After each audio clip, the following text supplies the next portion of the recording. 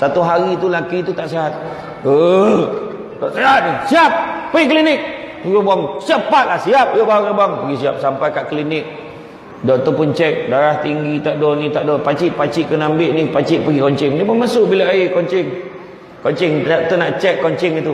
Bila keluar terasa nak buang air besar pula. Kau pegang kencing dia suruh bini pegang kencing. Dia masuk bilik air. Bini menggigil-gigil pegang kencing, menggigil-gigil. Sudah habis kencing ni, mampus aku ni macam mana ni.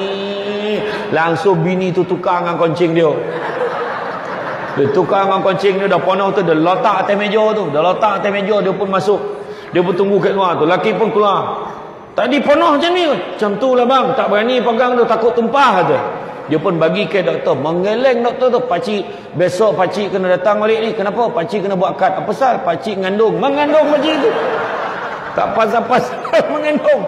Itulah. Langsung mengandung balik tu. Allah. Siapa suruh?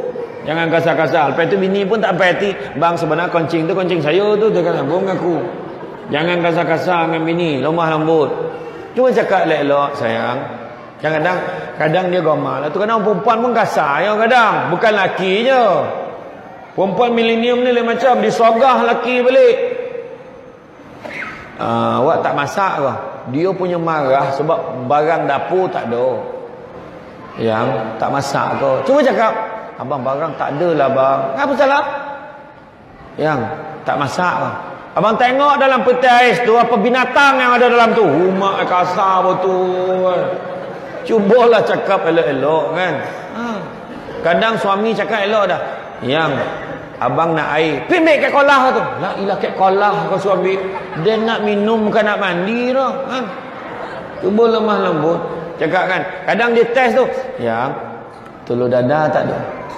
Macam-macam masak tolu tu kan. Cakap dengan lembut.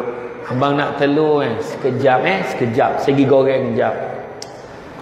Sayang, abang tanya kalau ada. Kalau tak ada tak apa. Alah abang, bukan lama pun 2 minit aja sayang. Apa maknanya 2 minit ni kalau sayang tak ada di sisi abang? Abang, anak kat meja makan tu muntah belilah. Tak terdaya dengar.